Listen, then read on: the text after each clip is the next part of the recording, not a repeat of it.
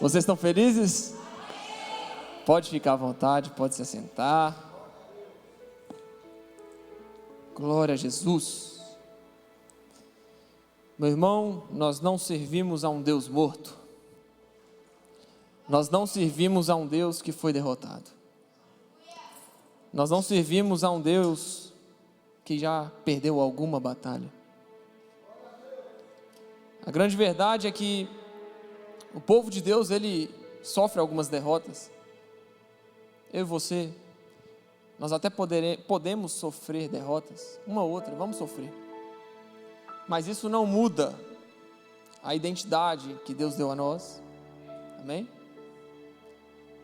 As perdas, as derrotas que a gente venha a sofrer em algum ponto da nossa vida, elas não mudam a realidade do Deus que nós servimos.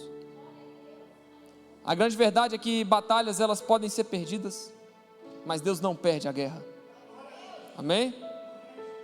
A verdade é que situações difíceis podem acontecer, lutas, perseguições podem acontecer, mas nós servimos a um Deus que foi capaz de superar a morte, o inferno, para que eu e você pudéssemos ter vida. Glória a Jesus por isso. Jesus nunca falou, irmão, para nós que seria fácil. Jesus nunca falou que não haveriam perseguições. Jesus nunca falou que não haveriam levantes do inimigo. Jesus nunca falou que não haveria tentações. Por isso que precisamos crer em Jesus de forma correta, amém? Nós servimos a um Deus que é vitorioso. Por 3 dias ele esteve no seio da terra. Na sexta-feira ele foi crucificado, no domingo ele ressuscitou. Mas por um momento a sociedade pensou, nós vencemos Jesus. Por um momento o inferno pensou, nós vencemos Jesus. Por algum momento os romanos pensaram, nós calamos aquele que se dizia o Messias. Por 2 dias, irmão, por um breve momento, Jesus ele desaparece da humanidade. Por um breve momento, o nosso Senhor, ele sofre a dor da morte. Mas, meus amigos, como eu falei, Deus não é um Deus que perde as guerras. E da mesma forma que Jesus, por alguns dias, perdeu aquela batalha na cruz, na verdade ele estava ganhando. Porque ele não estava cumprindo um pedido humano. Jesus não estava seguindo um conselho de deuses estranhos. Jesus não estava seguindo, meu amigo, somente o seu propósito, mas ele estava fazendo a vontade do Pai. Amém? Você crê nisso? Por isso que algumas batalhas podem ser perdidas, mas nós não servimos a um Deus que perde guerra. Amém? O Senhor é fiel. E eu quero falar com vocês hoje, quero que você abra a sua Bíblia no Salmo 22. Nós servimos a um Deus que passou pela morte por nós. Nós servimos um Deus que por amor a mim e a você, passou por todo tipo de sofrimento. Isso é muito importante guardar, irmão. Porque o amor de Jesus, o seu poder, ele nos constrange. É impossível que a gente separe o amor de Deus do poder que há em Jesus e no seu Evangelho. Porque o Evangelho do Senhor é o amor que Deus derramou sobre nós para nos libertar de todo o cativeiro. Meu amigo, Jesus morreu na cruz para que você pudesse ser livre. Sabe essa questão de pessoas que chegam cheias de si, fala que elas escolhem a Deus? Não, meu amigo, foi Deus que nos escolheu. A grande verdade do Evangelho, meus amigos, é que Jesus ele morre para nos dar uma escolha. Antes nós não tínhamos, era inferno. A palavra do Senhor vai nos direcionar dizendo que em Romanos que todos nós estamos destituídos da glória de Deus. A humanidade ela se encontra no estado de depravação total. onde ninguém há que busque a Deus, ninguém há que faça o bem. Eu faço o bem, não. Todos nós fomos afastados da glória de Deus. Para que você entenda quão poderoso é o sacrifício do nosso Senhor Jesus, eu e você temos uma escolha hoje, porque Ele abriu mão da escolha de reinar nessa terra por nós. Glória ao Senhor. E é por isso que eu quero iniciar hoje falando sobre o Salmo 22, porque o Salmo 22 ele fala do Messias que sofre, mas triunfa. E aqui está falando do nosso Messias, aqui está falando do nosso Senhor. O Salmo começa: Deus meu, por que me desamparaste? Por que te alongas das palavras do meu bramido e não me auxilias? Deus meu, eu clamo de dia e tu não me ouves, de noite e não tenho sossego. Porém tu és santo, o que habitas entre os louvores de Israel. Em ti confiaram nossos pais, confiaram e tu os livraste. A ti clamaram e escaparam, em ti confiaram e não foram confundidos. Mas eu sou verme e não homem, opróbrio dos homens e desprezado do povo. Todos os que me veem zombam de mim, estendem os beiços e meneiam a cabeça, dizendo: confiou no Senhor, que o livre. Livre-o, pois nele tem prazer. Mas tu és o que me tiraste do ventre, o que me preservaste estando ainda aos seios de minha mãe. Sobre ti fui lançado desde a madre, tu és o meu Deus desde o ventre da minha mãe. Não te alongues de mim, pois a minha angústia está perto e não há quem me ajude. Muitos touros me cercaram, fortes touros de Bazã me rodearam. Abriram contra mim as suas bocas, como um leão que despedaça e que ruge. Como água me derramei e todos os meus ossos se desconjuntaram. O meu coração é como cera e derreteu-se dentro de mim. A minha força se secou como um caco e a língua se me pega ao paladar, e me puseste no pó da morte. Pois me rodearam cães, o ajuntamento de malfeitores me cercou. Transpassaram-me as mãos e os pés. Poderia contar todos os meus ossos, eles vêm e me contemplam. Repartem entre si as minhas vestes e lançam sortes sobre a minha túnica. Mas tu, Senhor, não te alongues de mim, força minha, apressa-te em socorrer-me. Livra a minha alma da espada e a minha predileta da força do cão. Salva-me da boca do leão, sim, ouve-me desde as pontas dos unicórnios. Então declararei o teu nome aos meus irmãos, louvar-te-ei no meio da congregação. Vós que temeis ao Senhor, louvai-o. Todos vós, descendência de Jacó, glorificai-o e temei-o, todos vós, descendência de Israel. Porque não desprezou nem abominou a aflição do aflito, nem escondeu dele o seu rosto. Antes, quando ele clamou, o ouviu. Meus irmãos, nós estamos falando de alguém que está sofrendo muito aqui. E sabe quem é esse alguém? É o nosso Senhor. Em toda a sua angústia, em toda a sua aflição, Jesus diz: louvem ao Senhor. Verso 23, por favor, Lulu. Vós que temeis ao Senhor, louvai-o. Como assim? A mesma pessoa que está dizendo: Deus meu, estou cercado, rodeado de leões que querem me abocanhar. Os cães me pegaram, as pessoas que estão ao meu redor zombam de mim. As pessoas me têm como desprezaram, o povo me desprezou. A mesma pessoa que fala isso no início do Salmo é a mesma que chega no Salmo 23 e fala, 22, verso 23 e fala: vós que temeis ao Senhor, louvai-o. Todos vós, descendência de Jacó, glorificai-o, e temei-o todos vós, descendência de Israel.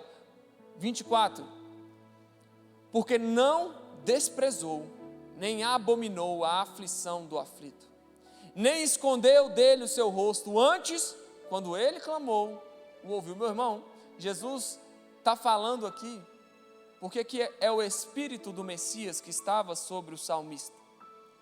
A gente entende isso, como que está descrito em 2 Pedro, que o Espírito de Jesus, o Espírito do Messias, pregou aos espíritos no passado, no tempo de Noé. É o mesmo Espírito que inspira o salmista a escrever o que está escrito. Antes mesmo de ver algo acontecer, ele fala: o Senhor não despreza e nem abomina a aflição do aflito, não esconde dele o seu rosto. Antes, quando ele clamou, o ouviu. Nós não servimos a um Deus que se vira contra nós. O nosso Senhor Deus, irmão, Ele não vira o seu rosto quando o aflito clama por Ele. Por isso que esse salmo é um salmo messiânico. Ele aponta para Jesus. Quando Isaías 53 fala que nós o tínhamos como aflito de Deus, na verdade não era Deus que estava afligindo ele, eram os nossos pecados. O Salmo 53 vai falar: nós o tomávamos como aflito, ferido de Deus, mas ele foi ferido pelas nossas transgressões, moído pelas nossas iniquidades. A gente pensa muitas vezes que era Deus que estava moendo seu filho, mas na verdade, na essência, era eu e você. E quando chega nesse ponto, Jesus sendo moído, traído, cuspido, zoado, ele chega e vai falar: vocês que temem a Deus, louvai-o, porque ele não desprezou e nem abomina o meu clamor. Jesus, Deus, ele não despreza o seu clamor. Você pode crer nisso? Porque o nosso Deus, ele é o mesmo ontem, hoje e será o mesmo para sempre. Ele não abomina o seu clamor, ele não vira o seu rosto contra você. Meus amigos, através do sacrifício de Jesus, eu e você fomos feitos co-herdeiros da herança que está reservada para o Filho de Deus que é vitorioso. Deus envia o seu Filho unigênito, mas quando Jesus ressuscita, ele se torna o primogênito dentre os mortos. Aquele que era o único se torna o primeiro. E o segundo somos nós, co-herdeiros. Você entende que quando Jesus está falando aqui no Salmo 22, porque era o Espírito de Jesus, o Espírito do Messias, que falava através do salmista. Quando ele fala: Deus não desprezou e nem abominou a minha aflição. Eu estou clamando. A sociedade está me tendo como aflito de Deus e oprimido dele. Mas na verdade eu estou sendo moído pelas suas iniquidades. E Isaías vai pontuar muito bem: o castigo que nos traz a paz estava sobre ele. Pelas suas pisaduras fomos sarados. Isaías deixa muito claro, porque ele sabe, irmão, que quem afligiu Jesus na cruz foram os nossos pecados. Foi para que nós pudéssemos ter um poder de escolha. Jesus morre. Foi por causa de mim e de você. Nós não podemos culpar a Deus pelo que aconteceu com Jesus. Como também não podemos culpar a Deus nas situações que acontecem na minha vida e na sua, irmão. Por quê? Porque a minha Bíblia me garante que se eu estiver aflito, basta eu clamar que Ele não desprezará a minha aflição. Antes, quando ele clamou, o ouviu. Irmão, Deus te ouve. Deus te ouve. Deus sabe o que se passa aí dentro. Não precisa fugir não. Deus sabe. Então por que inquietai-vos com o vosso coração? Não precisa inquietar, irmão. Se nós cremos numa promessa, se nós cremos numa palavra, não precisa apavorar. Porque quando estamos aflitos, o Senhor nos ouve. E Ele não despreza o seu problema, por mais pequeno que ele seja. Ele não abominou a aflição do aflito e nem escondeu dele o seu rosto. Louvai-o, porque Ele é fiel. E ainda que eu e você sejamos infiéis, meus amigos, Ele continua sendo fiel. Glória a Jesus!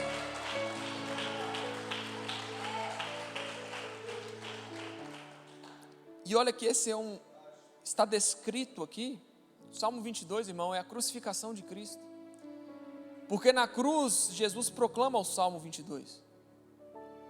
Na cruz, Jesus fala: Deus meu, por que me desamparaste? Joga no verso 1 para mim, por favor. Deus meu, por que me desamparaste? A verdade, irmão, é que para aquele que conhece o Senhor Jesus, aquele que conhecia Jesus, sabia o que Jesus queria falar. Para quem não conhecia o Senhor Jesus, olhava e falava: aí, viu? Até Yahvé o abandonou. Aí você chega no judeu e fala: Jesus foi abandonado. Jesus perdeu a graça que havia nele. Não. O hebreu entendeu. O judeu entendeu. Isaías vai dizer que nós o tínhamos como aflito e oprimido de Deus, mas não foi Deus. Mas ele foi moído pelas nossas transgressões. Então não foi Deus que o moeu. Não foi Deus que se virou contra ele. Não foi Deus que o abandonou. Fomos nós. E aqui Jesus, na cruz, ele declara o Salmo 22. Deus meu, por que me desamparaste? Mas era um convite, sabe para quê? Para o povo louvar a Deus. Jesus na cruz vai falar: Deus meu, por que me desamparaste? Mas não tinha como ele falar o salmo inteiro na cruz. Ele fala o início. Quando a gente vai para o verso 24, a gente entende: não desprezou nem abominou a minha aflição. Jesus, em seu ponto máximo de sofrimento nessa terra, ele é capaz de professar um salmo que dizia: o Senhor não abominou a minha aflição. Louvai-o. Meu irmão, a angústia e a aflição, os problemas do nosso dia, são um convite a louvar a Deus. Por isso que a própria palavra de Deus vai falar que em tudo dai graças. Porque nós não nos movemos por circunstâncias terrenas. Nós não nos movemos pela maré. Nós não nos movemos pelos ventos contrários, pelas tempestades que sopram, que param de soprar, que caem. Nós não nos movemos pelas adversidades, não, meus amigos. Nós andamos e caminhamos pela fé. E entenda, não é que a tempestade e a dificuldade não vão mexer conosco. Se você estiver num barco e tiver uma tempestade, vai vir uma onda gigante. O mar vai ficar revolto, você vai ficar achando que você vai naufragar. Normal. A gente sofre os ataques dos intempéries da vida. Mas eles não são mais poderosos que a palavra que o Senhor Jesus liberou sobre nós. E é por isso que ainda que Ele nos afete fisicamente, Ele não nos para espiritualmente. Algo terreno, meu amigo e minha amiga, não pode parar o propósito eterno que o Senhor estabeleceu para a sua vida. Por isso que Jesus, naquele ponto de crucificação, Ele convida o seu povo, que o conhecia: louvem a Deus, porque Ele não está desprezando o meu clamor. Louvem a Deus, porque Ele está me ouvindo. Vocês até podem me ter como aflito, como abandonado de Deus. Mas não foi Deus que me abandonou, foi vocês. Deus está comigo. Não culpem o Senhor Deus, porque Ele está comigo. Eu posso estar sofrendo, mas Ele está comigo. Eu posso estar sendo crucificado aqui, sendo abandonado, virado as costas, os homens virando as costas para mim. A humanidade e o povo escolhendo libertar Barrabás. Foi o povo que virou as costas para Jesus. Foi eu e você. Mas ainda que isso tudo aconteça, o Senhor não desprezou e nem abominou a minha aflição. Nem escondeu dele o seu rosto. Antes, quando Jesus clamou, Deus o ouviu. Deus o ouviu. Verso 25. O meu louvor virá de ti na grande congregação. Pagarei os meus votos perante os que o temem. Os mansos comerão e se fartarão. Louvarão ao Senhor os que o buscam. O vosso coração viverá eternamente. Quando Jesus proclama aquelas palavras na cruz, meu irmão, Ele está proclamando esperança. Porque a esperança, ela deve manter viva a chama no nosso coração. Existe uma chama dentro de nós, que deve ser ali movimentada sempre, diariamente. Seja através da sua oração, seja através de um jejum, de uma consagração especial ao Senhor, seja através da palavra. Nós temos essas práticas espirituais que a gente deve exercer. Essa chama, ela é cativada, essa esperança, a chama é cativada pela esperança que mantemos em Jesus. Nossa esperança, irmão, não pode estar em homem. Se a esperança de Jesus não estivesse na sua exaltação, porque Jesus sabia o caminho que Ele iria seguir. Ele sabia que chegaria a um ponto em que Ele estaria diante da cruz, diante do povo e diante de Deus. Ele sabia que Ele passaria pelo vale da sombra da morte. Jesus sabia. É por isso que não adianta a gente vir para a igreja, não adianta a gente começar a proclamar uma fé pública, se a gente não entender o caminho que nós temos que trilhar. Jesus, em um ponto da sua palavra, vai falar: aquele que quiser vir após mim, tome a sua cruz e siga-me. Não tem como esperar algo diferente, meus amigos. Não tem. Por que eu vou esperar um caminho? Acaso nós, servos, somos melhores que o nosso Senhor? Não. O discípulo, ele segue o caminho que o discipulador estabelece. E Jesus é o nosso mestre. Ele é que nos discipula. Paulo vai falar: sejam meus imitadores, seu discipulado.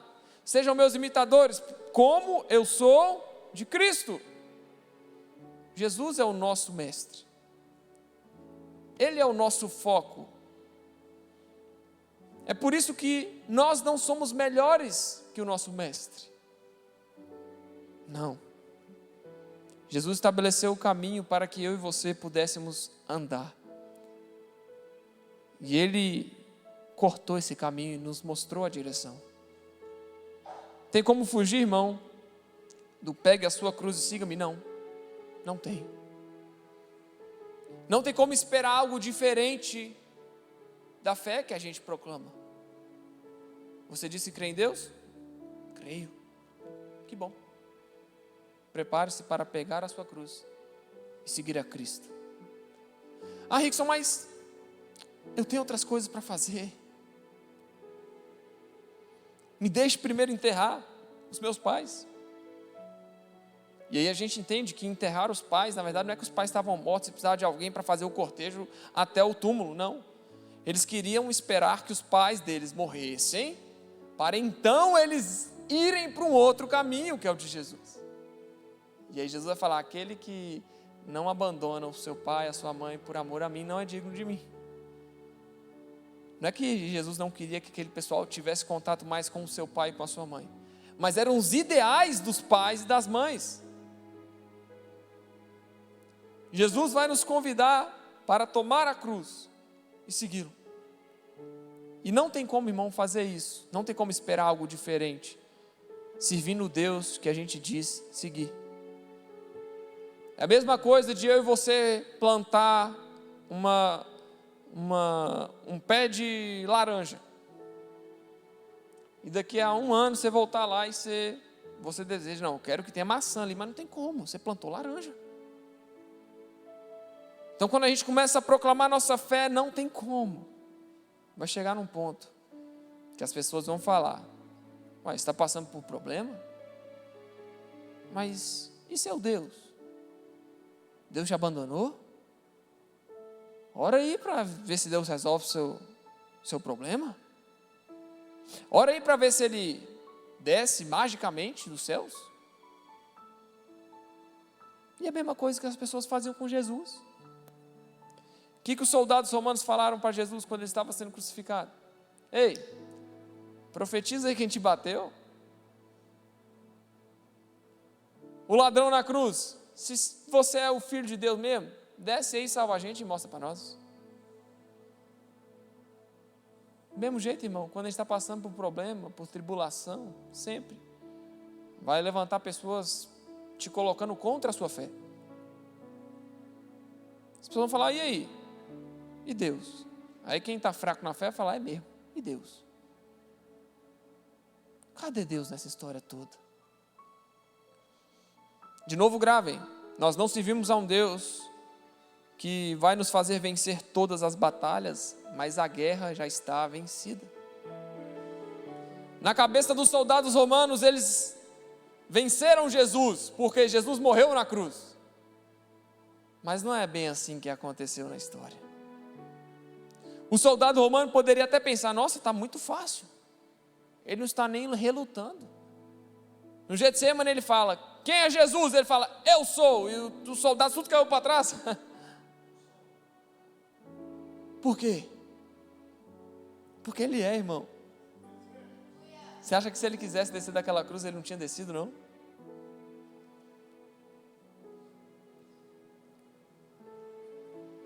A simples palavra de Jesus foi suficiente para jogar aqueles soldados no chão. E aí quando Jesus não fala nada, não comunica nada, eles falam, está muito fácil, isso aqui não é o Filho de Deus não. E bate em Jesus. Profetiza, vai. Profetiza, vamos. É isso aí que vai acontecer, irmão. Nós não podemos esperar um caminho diferente do nosso Jesus. No momento da dificuldade, da prova, da aflição, a galera vai chegar e vai falar assim, e aí, você não é crente? Você vai responder, sou, mas Jesus nunca falou que não teria perseguição. Sou, mas Jesus nunca falou que todos os meus problemas vão se resolver.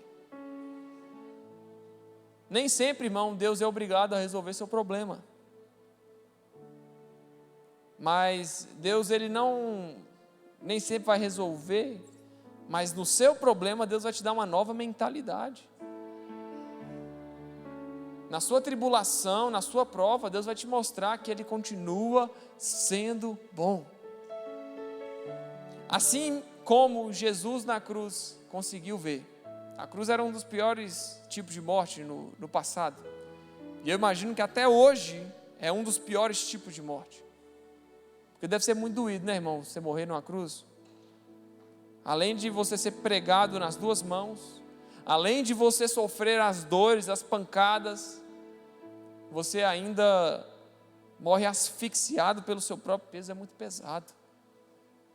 Jesus, passando por isso tudo, Ele ainda vai falar no verso 24, louvai ao Senhor. Inacreditável. Mas é assim, irmão. Deus é conhecível, mas é meio difícil compreendê-lo. E tudo bem. Nós olhamos para a incompreensão que temos da natureza de Deus, e a gente não questiona, a gente simplesmente o louva. Quão grandes, Senhor, são os seus feitos.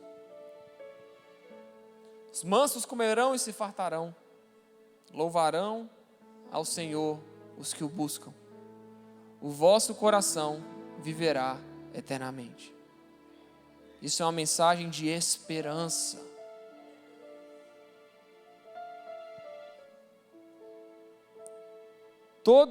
Verso 27, todos os limites da terra se lembrarão e se converterão ao Senhor. Olha bem, você está entendendo o que Jesus está falando na cruz, irmão?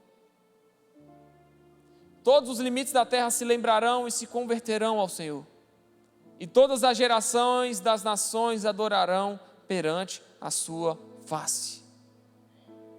Esse é o salmo que Jesus cita, porque o reino é do Senhor, e Ele domina entre as nações. Todos os grandes da terra comerão e adorarão, e todos os que descem ao pó se prostrarão perante Ele, como também os que não podem reter a sua vida. Uma semente o servirá, falará do Senhor de geração em geração. Chegarão e anunciarão a sua justiça ao povo que nascer, porquanto Ele o fez. E aí, a gente vê uma mensagem, a gente vê um cenário de provação, a gente vê um cenário de muita luta, de muita batalha, de muita guerra, e a gente vê uma mensagem de esperança. Então, além do cenário, que já era muito complicado, a mensagem que Jesus passa é uma mensagem de esperança. Louvaremos, os povos se prostrarão, porque o Senhor, é do Senhor o reino, porque é do Senhor as nações. A gente vê um contexto muito difícil, e a gente vê um contexto também onde Jesus fala e proclama a esperança. Mas, meu irmão, nós também não servimos a um Deus que só fala. Nós servimos a um Deus que faz. É por isso que nós vamos para o Salmo 23 agora. Jesus proclama a esperança, e o Salmo 23, que também é o Salmo de Davi, e também é um salmo messiânico. O Senhor é meu pastor, nada me faltará. Deitar-me faz em verdes pastos, guia-me mansamente a águas tranquilas. Refrigera minha alma, guia-me pela vereda da justiça, por amor do seu nome. Ainda que eu andasse pelo vale da sombra da morte, não temeria mal algum, porque tu estás comigo. A tua vara e o teu cajado me consolam. Preparas uma mesa perante mim, na presença dos meus inimigos. Unges a minha cabeça com óleo, o meu cálice transborda.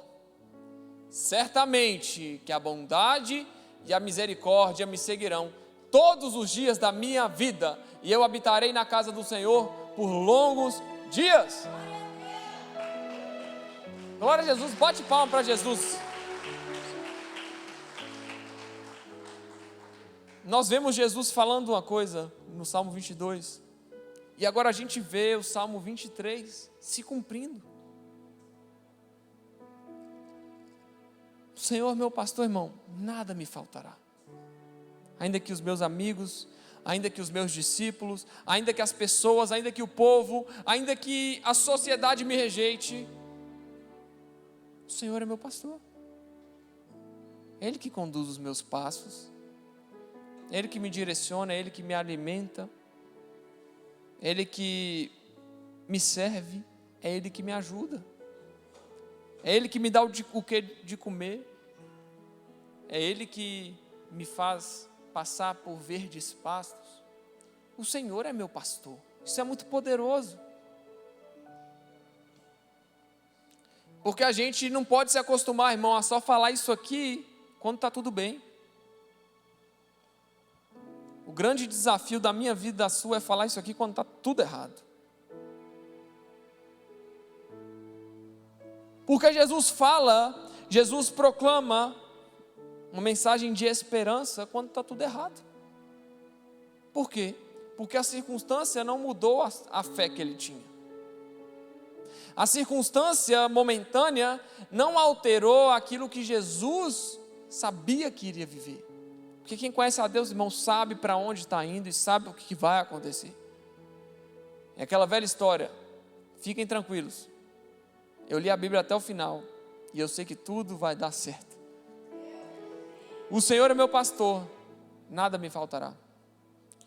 Na Bíblia King James, é uma versão da Bíblia de 1645, se eu não me engano, posso estar enganado.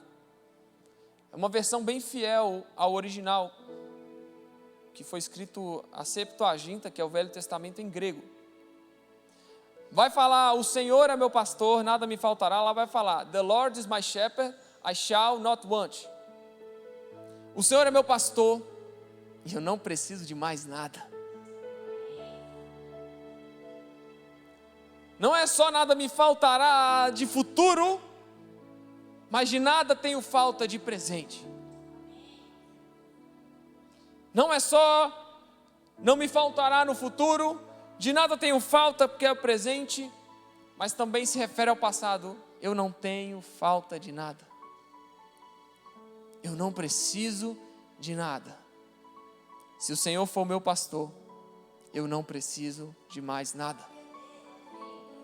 Porque em Jesus nós temos a redenção, meus queridos. Porque no Senhor nosso Deus nós temos a promessa que seremos co-herdeiros de Cristo. Por isso que a gente não precisa de mais nada.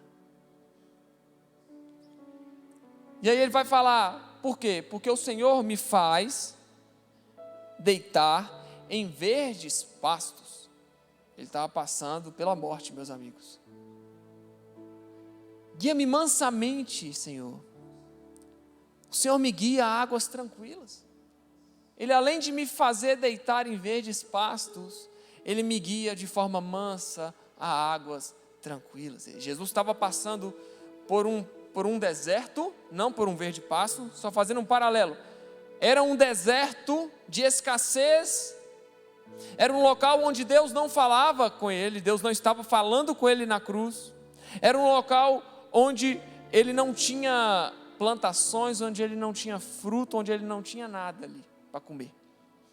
Então, ele vai falar de um Deus que o faz deitar em verdes pastos enquanto ele está passando pelo maior deserto da vida.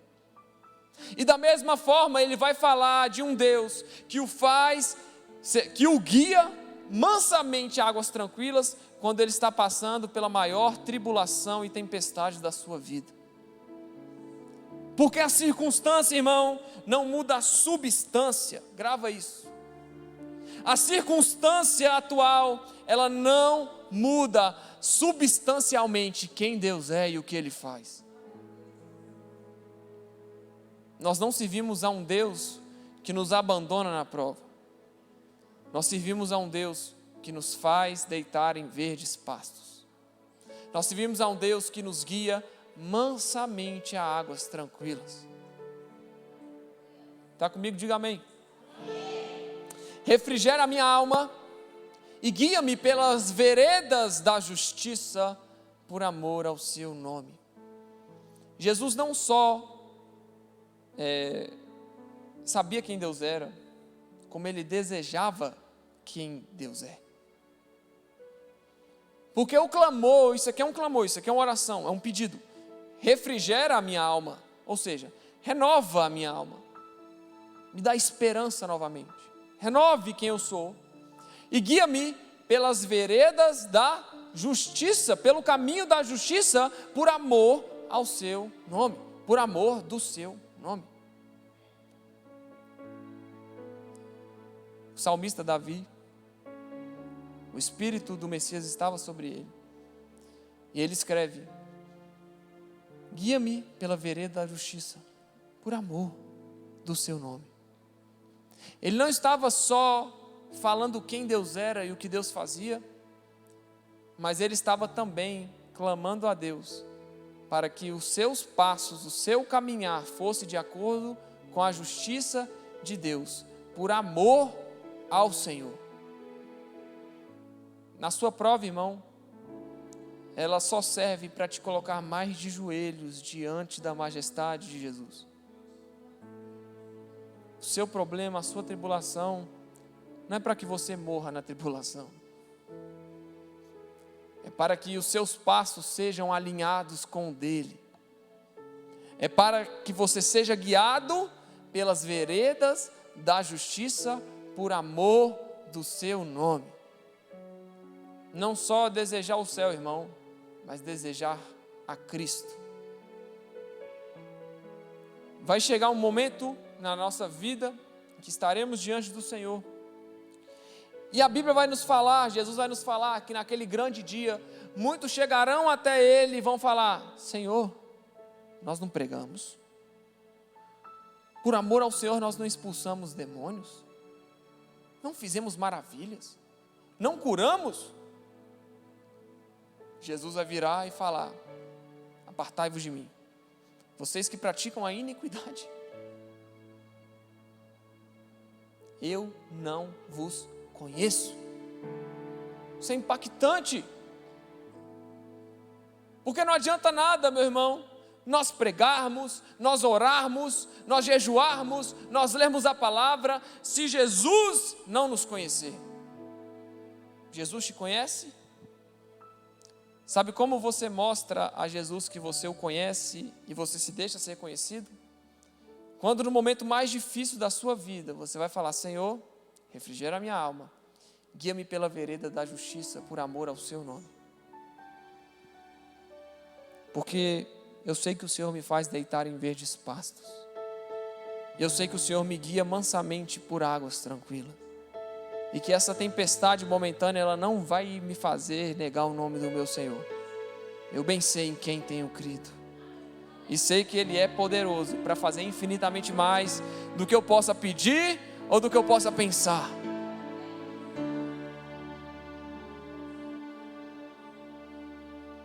É assim que você mostra que você conhece o nosso Deus. Não é expulsando o demônio, irmão. Não é pregando a palavra, porque até mesmo de pedras Deus pode suscitar filhos. Os discípulos, maravilhados com os demônios que se sujeitavam, Jesus fala: ei, não se espantem, não fiquem atônitos, não fiquem extasiados, porque se sujeitam os demônios. Jesus volta o foco deles. Sabe onde é o foco? Fiquem felizes porque o seu nome está escrito no livro da vida. Aplauda ao Senhor. Glória a Deus. Fiquem felizes, não porque os demônios se sujeitam, porque até de pedras eu posso suscitar filhos, posso fazer o que eu quiser.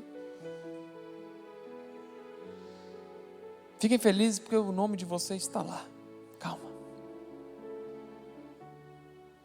Jesus está falando no ponto máximo da caminhada de um crente, onde ele começa a ser usado, onde ele começa a receber revelação do Senhor. Por isso que quanto mais a gente recebe de revelação, quanto mais a gente recebe de inspiração para poder falar do amor de Jesus, mais humilde e pequenos nós devemos andar.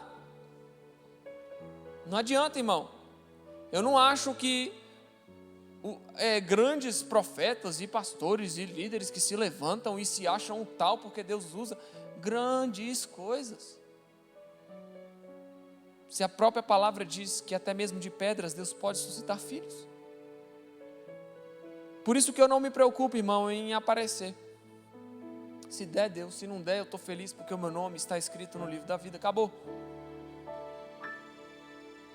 Nosso foco precisa estar no lugar certo, porque se ele estiver no lugar certo, nós iremos desfrutar daquilo que esperamos um dia desfrutar. Refrigera minha alma, guia-me pela vereda da justiça, por amor ao seu nome. E ainda que eu andasse pelo vale da sombra da morte, não temeria mal algum, porque tu estás comigo. Acabou. A tua vara e o teu cajado me consolam. Está falando do pastor. A vara da correção e o cajado do direcionamento me consolam. Por quê? Porque eu tenho prazer na justiça do Senhor. Foi mal. Engasguei. Empolguei demais, irmão. Eu fui falar e eu respirei. Saliva, acontece.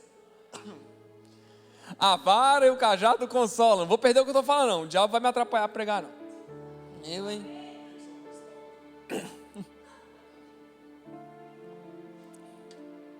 A tua vara e o teu cajado me consolam. Por quê?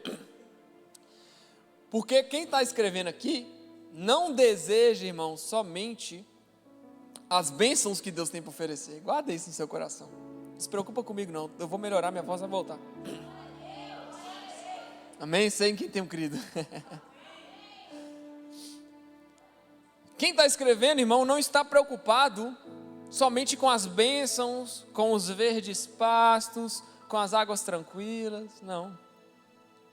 Além de desejar essas coisas, eles desejam o coração do mestre. Meu amigo, por uma correção, uma vara e um cajado te consolar, tem que vir da pessoa certa, né?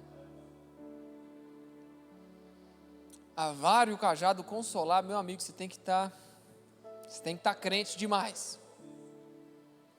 Você tem que estar crente demais da conta. Porque tem uns crentes aí que você vai corrigir, o cara não aceita, está errado de jeito nenhum. Eu sou o santo. Eu faço tudo certo. Beleza, bonitão. Vai lá. Para aceitar a correção, irmão, da vara e do cajado, tem que desejar o coração do mestre. Senão, já está fora. E aí nós temos o verso 5, que descreve o nosso Senhor na cruz. Prepara uma mesa perante mim, na presença dos meus inimigos. Unge minha cabeça com óleo, meu cálice transborda. Aqui há um entendimento.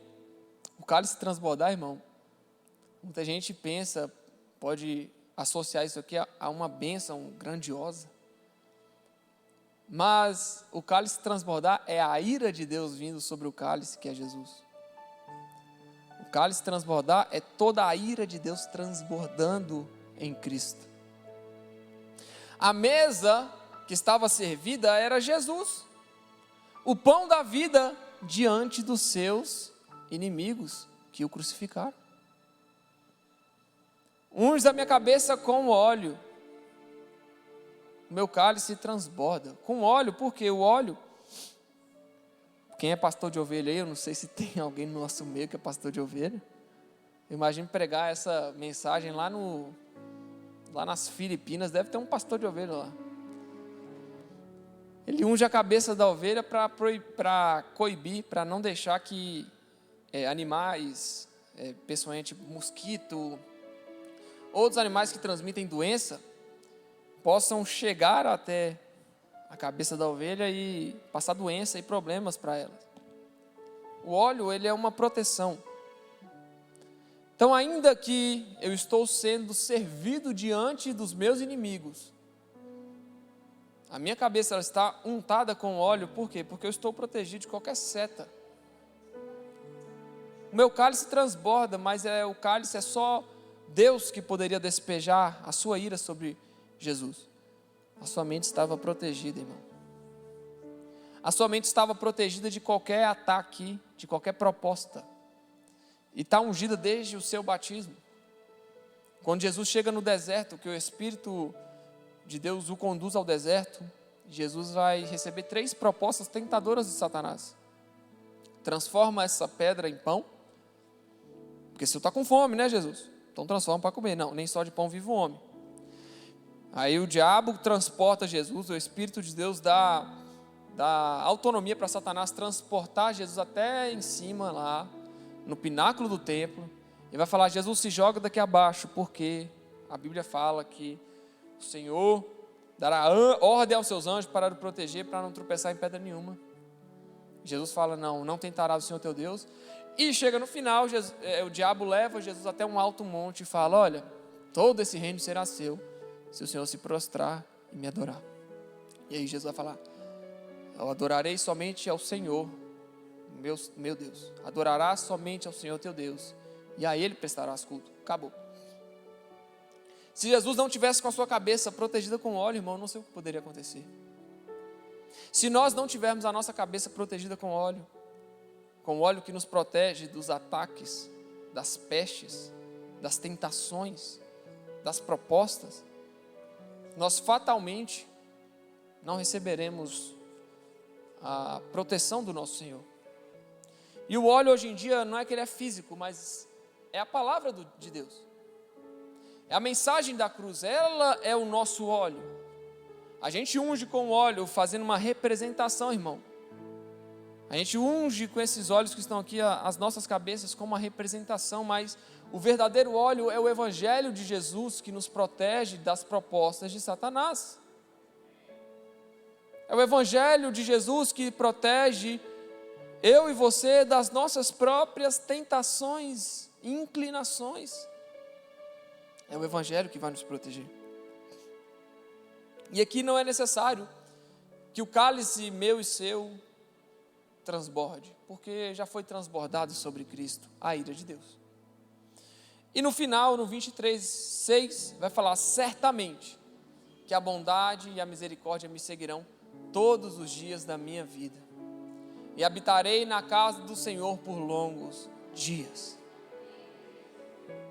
Nós vamos encerrar já, eu te peço que prenda atenção mais um pouquinho, irmão, continua comigo. Nós partimos do Salmo 22 e a gente viu um cenário muito confuso, de muita dor, de muito sofrimento, de palavras de esperança. E no Salmo 23 a gente tem o Jesus passando pelo vale da sombra da morte. Ainda que eu ande pelo vale da sombra da morte, eu não temerei, porque tu estás comigo. Certamente que a bondade e a misericórdia me seguirão todos os dias da minha vida. A gente tem um Jesus que está passando pelo vale da sombra da morte, mas ele não deixa que as circunstâncias o abalem. Ele não deixa que as circunstâncias o façam perder de vista a bondade de Deus. E é por isso que ele vai falar: refrigera minha alma, guia-me mansamente a águas tranquilas, me faz deitar em verdes pastos. Ele sabia quem Deus era. E meu irmão, se você chegou até aqui, eu quero te convidar a olhar para o Salmo 24. Porque não estou querendo pregar uma mensagem triunfalista. Não quero que você se sinta um triunfalista. Mas eu quero que você ordene o seu coração de forma correta. Porque existe a prova no Salmo 22, a crucificação. Existe o vale da sombra da morte no Salmo 23. E existe a exaltação do Salmo 24. E aí o Salmo 24 já começa com um tiro. Do Senhor é a terra e a sua plenitude, o mundo e aqueles que nele habitam. Porque ele afundou sobre os mares e afirmou sobre os rios. Quem subirá ao monte do Senhor?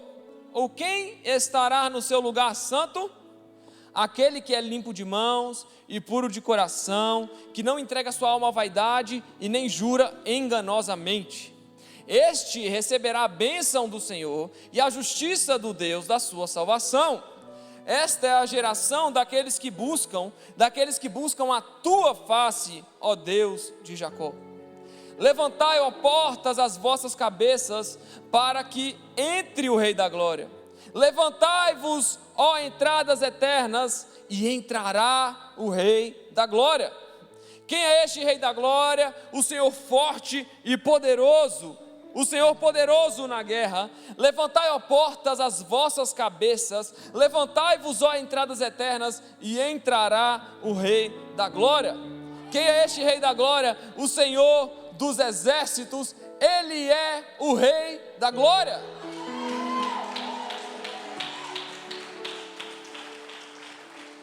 O Salmo faz questão de frisar: quem é? É o Senhor dos exércitos. É aquele que nunca perdeu uma guerra. É aquele que por um momento deixou a batalha ser vencida pelo inimigo, mas na hora de triunfar, de fechar, de consumar, Ele consuma sendo vitorioso. Por isso que nós devemos ter esperança, porque nós não servimos a um Deus que perde guerras e que nos abandona na guerra. Nós servimos a um Deus que é o Rei da Glória. Nós servimos ao Deus que está descrito no Salmo 24. E ainda que o Salmo 22 e 23 sejam de sofrimentos, meus amigos, aguentem mais um pouco, porque o Salmo 24 vai chegar. E se o Senhor Jesus triunfou, nós também triunfaremos. Todo aquele que estiver com Ele, irmão, todo aquele que não o negar nessa terra, receberá do nosso Deus a co-herança, que está reservada para Jesus, nós receberemos. Por isso que nós temos que desejar, meus amigos, o coração de Jesus. Nós não podemos desejar somente a obra das suas mãos. Olha bem, Salmo 24, verso 6. Esta é a geração daqueles que buscam a tua face, não as suas mãos, não aquilo que tu podes fazer.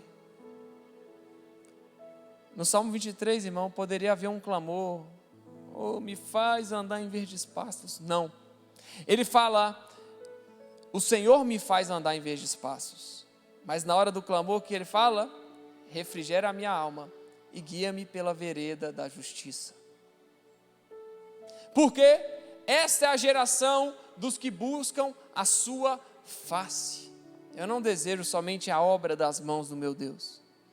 A obra das mãos de Jesus, ela é uma consequência para aqueles que andam buscando a sua face. A obra das mãos do nosso Deus, meus irmãos, vai ser uma simples consequência se você permanecer buscando a face dele. Esta é a geração dos que buscam a sua face, ó Deus de Jacó.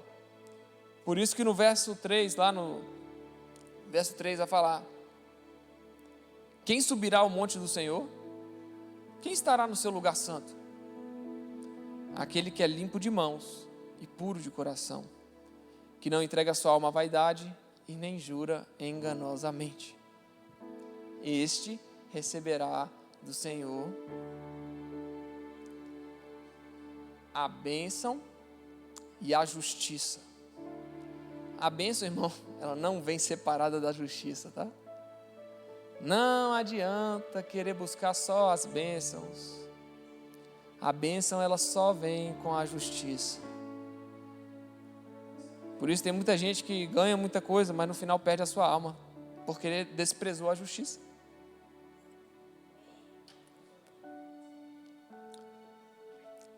A bênção e a justiça do Deus da sua salvação. Não tente separar, meu irmão. No momento da exaltação, no momento em que Deus te tirar desse ambiente onde você é provado, onde você é tentado, onde pessoas se levantam contra você, quando isso tudo passar, essa tempestade, esses problemas que acontecem na sua vida passar, não se esqueça.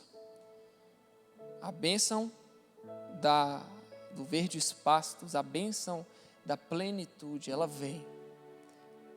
Mas ela deve vir acompanhada da justiça.